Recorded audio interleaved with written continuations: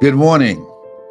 I want to speak to you about God has not given us a spirit of fear, but a spirit of love and of power, and a spirit of power and of love and of sound mind. And I want to talk to you about how do you make a way out of no way.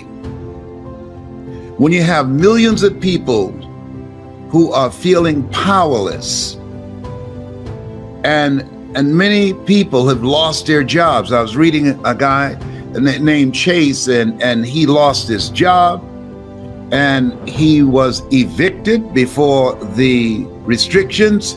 He's sleeping in his truck, and then his truck was hit by a hit and run driver, and that limited his ability to go around and to find employment.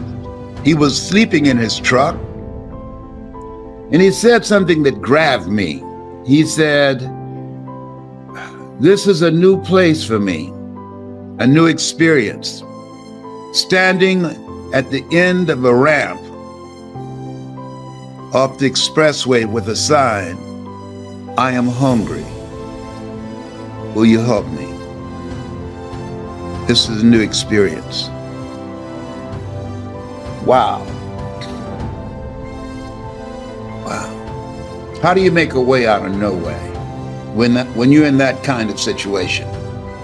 And so I want to talk to you about a period that had to be the lowest, I think, really, in terms of things happening. This is one of the lowest periods in my life. When I lost a home, the first one that I bought from my mother because I didn't do a title search. And we had to go back to the roach-infested house that I moved Mama out of. And when you say, "Well, Les, what do you do?" I remember my mother saying, "Boy, unload that truck, take that furniture in the house, keep your head up, we still have each other." And so here I am, back in this roach-infested house. But let me share with you why in less than 30 days, I was able to get another one. John Leslie, come here, please. Yes. And I'm going to tell you what happened for me. Now, just thinking about it just gives me the heebie-jeebies, all right? So here I was, and on rock bottom. Didn't do a title search for the house that I bought from my mother. The house went into foreclosure. We had to move back. And I'm feeling humiliated and shame and guilt, and had my head down crying. And Mama said, "Boy, hold your head up."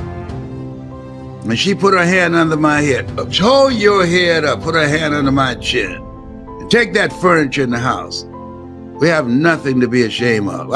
I felt so proud, first of all, to move her out of this roach-infested house. That, roaches that when you turn the light on in the kitchen, they start scattering, running. He's here, let's hide before they go get some black flag or something, all right?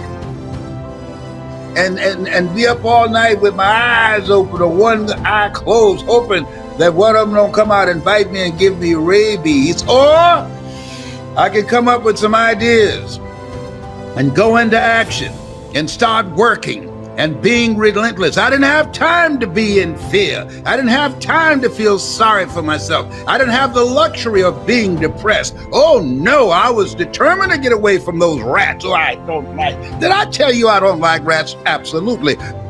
God has not given us a spirit of fear, but of power. I use my power. Use your power to create a new beginning for yourself. Use that. How, Les? A spirit of power and of love. Find something that you love. Do what you love and find a way to get paid for it. So guess what I decided? I couldn't go back to a job. because I don't like working for someone else. I'm not mentally fit to work for someone else. I didn't come here to work for someone else. I came here to live my calling. A job is what you get paid for. A calling is what you're made for. I came here to speak, and I was going to find a way to get paid to speak. And I would go to seminars and workshops. I invested in myself. I couldn't afford to do it, but I couldn't afford not to do it. And I'd watch these speakers, and I'd go to their seminars, and I would study them. And I'd say, hey, I can do that too. I read their books. Hey, I got a book in me too. Live your dreams. I know about tough times. And see, they can make you or they can break you. Come on now. Come on, bring it. Come on now. I had to replace fearfulness with being fearless and creative and take the initiative to do something else with my life. See, we all have these tough moments in life. Walt Disney filed bankruptcy 7 times and he had 2 nervous breakdowns. Oh, he was bent, but he wasn't broken. He kept creating. Someone stole his first cartoon that had great promise, and someone stole it. Somebody on his team stole it from him. His heart was broken, but he didn't stay there being angry and bitter and talking about it. He created Mickey Mouse. Had that person not stole his first cartoon, Elmer, Mickey Mouse would not have been born. Many times when one door closes, another door opens, but we spend time looking at and talking about the closed door. We don't see the open door. But I must add, he told his family, no matter what you do, file lawsuit after lawsuit and get my first cartoon back. And last year, his family won the lawsuit.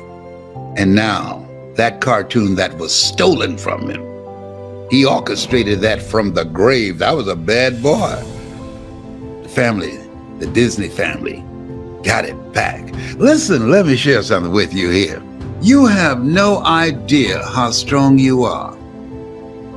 You're not in this thing life by yourself.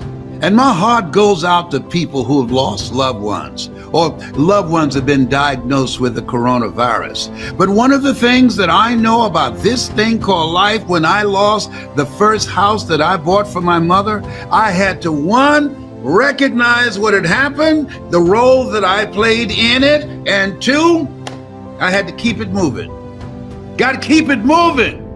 You don't have time to be depressed. You got to keep moving. If you stop, and they say an idle mind is a devil's workshop. Yes.